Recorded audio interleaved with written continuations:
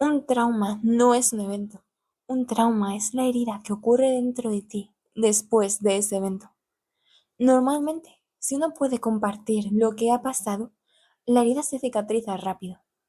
Si no se ha podido compartir porque los padres no han querido escucharlo o porque no se ha encontrado un lugar seguro para contarlo, el mandato de tener que guardar silencio, ese impacto emocional, es lo que crea el trauma, la herida. A pesar del silencio, siempre habrá una parte que recordará ese evento. Hasta que no seas capaz de mirar la herida, reconocerla y hacer la gestión necesaria para sanarla, se expresará en forma de síntoma, disociación o malestar. Un trauma es una herida. La palabra trauma en la RAE tiene tres definiciones. Choque emocional que produce un daño duradero en el inconsciente. Emoción o impresión negativa, fuerte y duradera. O lesión duradera producida por un agente mecánico, generalmente externo. Desde un punto de vista neurocientífico, los eventos traumáticos, aquellos en los que nuestra vida ha corrido peligro o así lo hemos sentido, se guardan en varias zonas del cerebro, entre ellas la amígdala, el hipocampo y la corteza prefrontal. Cada vez que ocurre un evento parecido, estamos cerca del lugar en el que pasó o con quién pasó, la amígdala se activa, como intento de anticiparse a otro evento doloroso. Esta activación, a su vez, despierta el cerebro límbico, el emocional. Pero si no te han dejado hablar del trauma, no hay una narrativa racional para ese evento, por lo que la frustración encuentra otra voz y ocasiona una respuesta hormonal que activa el estrés. Los niños son muy sensibles y tienen que serlo para poder adaptarse a su entorno y sobrevivir. Recordemos que la corteza prefrontal no acaba de desarrollarse hasta los 25 años. Por eso, durante los primeros años de vida, el cerebro reptiliano y el límbico crean conexiones neuronales que, a no ser que tomemos conciencia de ellos, nos acompañarán toda la vida. Las conexiones neuronales de nuestra infancia viven en nosotros. Sin embargo, el cerebro conserva capacidad de cambio durante toda la vida y puede crear nuevas formas de relacionarse contigo mismo y con los demás. Si has tenido un trauma y te has visto obligado a mantener silencio durante años, hay gente que tarda más de 50 años en poder contarlo o directamente se muere con sus traumas. Cuando encuentras un espacio para hablar, lo primero que piensas es que lo que sientes o sentiste no es válido ni importante. Hay que tener en cuenta que esta línea de pensamiento se formó como estrategia adaptativa. Si papá y mamá no me dan permiso para hablar, es porque en verdad lo que ha pasado no debe de ser importante.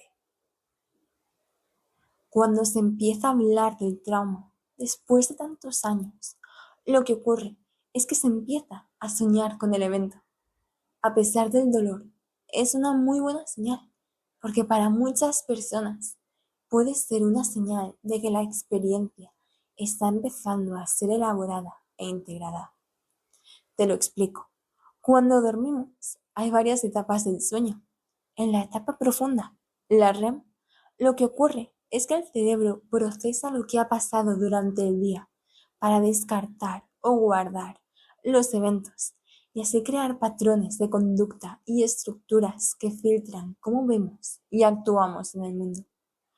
Por eso, si sueñas con la herida, con el evento, es que por fin está siendo procesado e integrado en tu narrativa.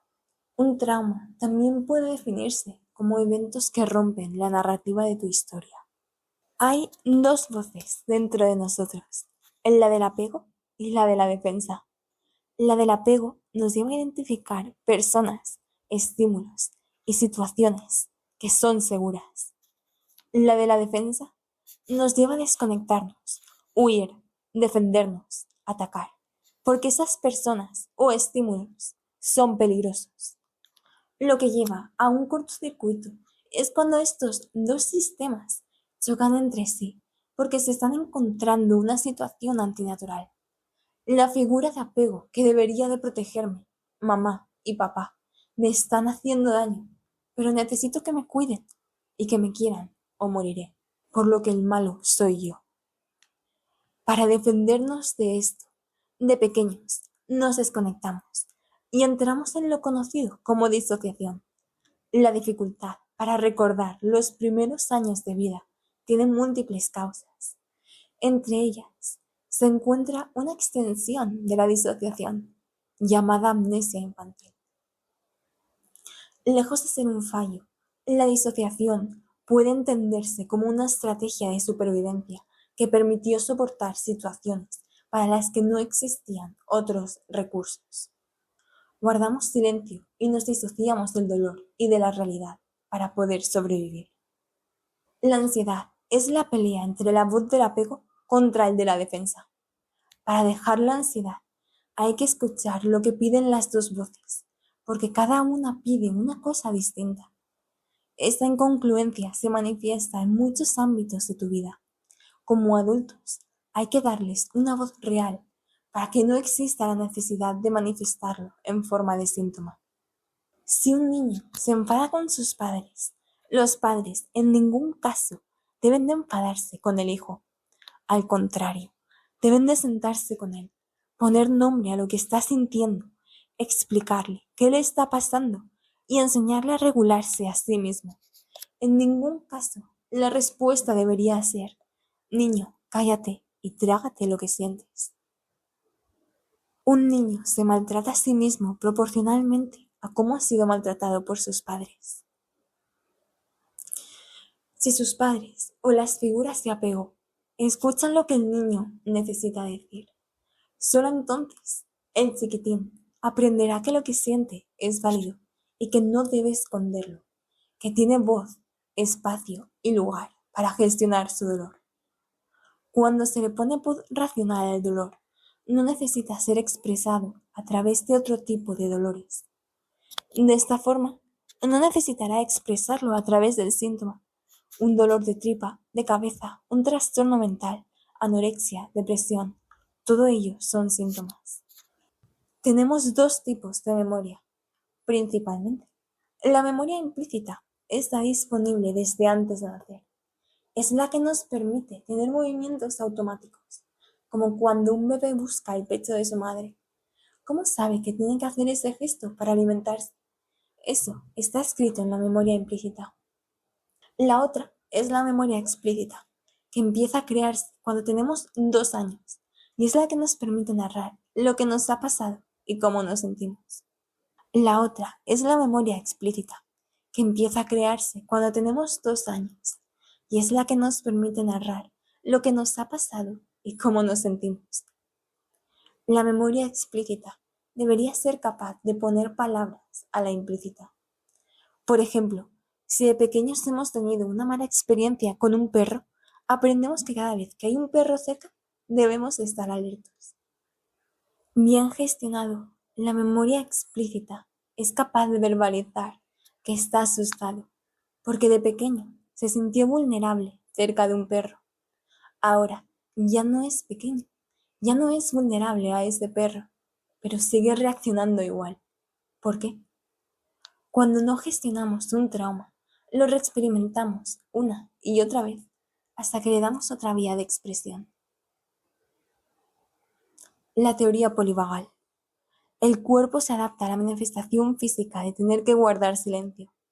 En nuestro sistema nervioso predominan dos sistemas: el parasimpático, que nos permite relajarnos y sentirnos a salvo, y el simpático, que nos permite atacar, defendernos, correr, el que nos permite ponernos a salvo. La teoría polivagal plantea que para socializar necesitamos sentir suficiente seguridad como para conectar con los demás. Sin embargo, cuando existe un trauma, muchas personas tienen dificultades para alcanzar ese estado de seguridad, porque su sistema nervioso permanece en alerta. El sistema parasimpático no logra activarse plenamente y como consecuencia, el simpático sigue dominando la respuesta. Esto nos lleva a estar a la defensiva gran parte del tiempo. Por eso, muchas personas traumatizadas buscan el aislamiento. De esta forma, evitan exponerse a situaciones que puedan activar todavía más sus mecanismos de defensa. La intimidad puede hacerles reaccionar de forma automática y violenta. Por eso les cuesta conseguir cualquier tipo de intimidad, ya sea un abrazo, dormir junto a alguien o mantener relaciones sexuales. Por eso, todos los problemas relacionados con el sexo son problemas del apego, de la vinculación. La intimidad requiere ser vulnerable y permanecer inmóvil sin experimentar miedo. La ventana de tolerancia. Todos tenemos un umbral dentro del cual podemos soportar las experiencias que nos ocurren a diario sin entrar en colapso. Este umbral puede expandirse dependiendo de cómo gestionamos lo que nos pasa, si entrenamos nuestra mente, como con la meditación, pero también puede estrecharse si tenemos una herida que ha sido silenciada. Cuando esta ventana llega a su límite, por arriba o por abajo, dependiendo de la persona, podemos hiperactivarnos, es decir, tener ansiedad, insomnio o hipoactivarnos, sueño constante y disociación. Cuando un evento sobrepasa la capacidad de afrontamiento de una persona, es decir, cuando excede con creces dicho umbral de tolerancia, no se puede crear una narrativa coherente, lo que da lugar a una fragmentación de la persona, de su historia, de su presente y de su futuro. Cada uno crea la realidad que puede con las experiencias completas e incompletas que ha tenido. Kant compartía un punto de vista muy similar. La mente construye conocimiento a partir de la experiencia, organiza esos datos y crea estructuras con las cuales habitar la realidad. Para expandir la ventana de tolerancia, necesitamos mentalizar lo que sentimos y pensamos, es decir, hablar de ello. Simplemente hablar, ponerle corteza prefrontal al asunto, es terapéutico. El miedo a la reexperimentación. Cuando vivimos algo que nos sobrepasa emocionalmente, para no tener que reexperimentar todo ese dolor, desubicación y vulnerabilidad, una parte de nosotros actúa como si nada hubiese ocurrido. Esta estrategia es inútil, porque al estar las conexiones neuronales formadas y los eventos guardados, vas a seguir reexperimentándolo inconscientemente. Lo que sentirás será que te invade una emoción muy grande y no sabrás qué hacer con ella. La figura de apego. Nunca contamos nuestra historia de verdad, solo aquello que creemos que el otro es capaz de tolerar. Si nuestros padres nos hicieron daño o no fueron capaces de escucharnos, necesitamos una figura de apego de forma temporal, no importa la edad.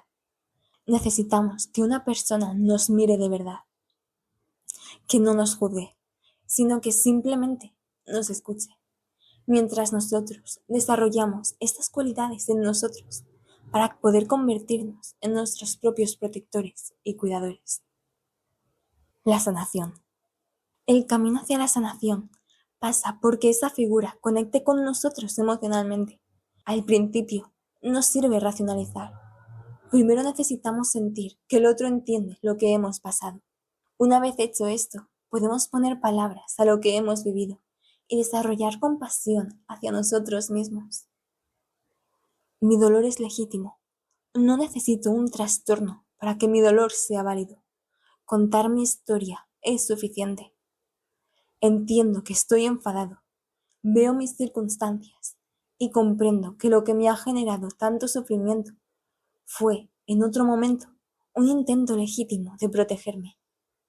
Pero ya no necesito esa adaptación, porque ahora he creado mi propio espacio seguro donde yo me escucho. Una buena psicoterapia te enseña a moverte entre el dolor, el sufrimiento y el caos, sin perderte a ti mismo durante el trayecto. El propósito final es crear una realidad que te permita acceder a tus propias herramientas y recursos. Cada uno tiene las herramientas para sanarse a sí mismo.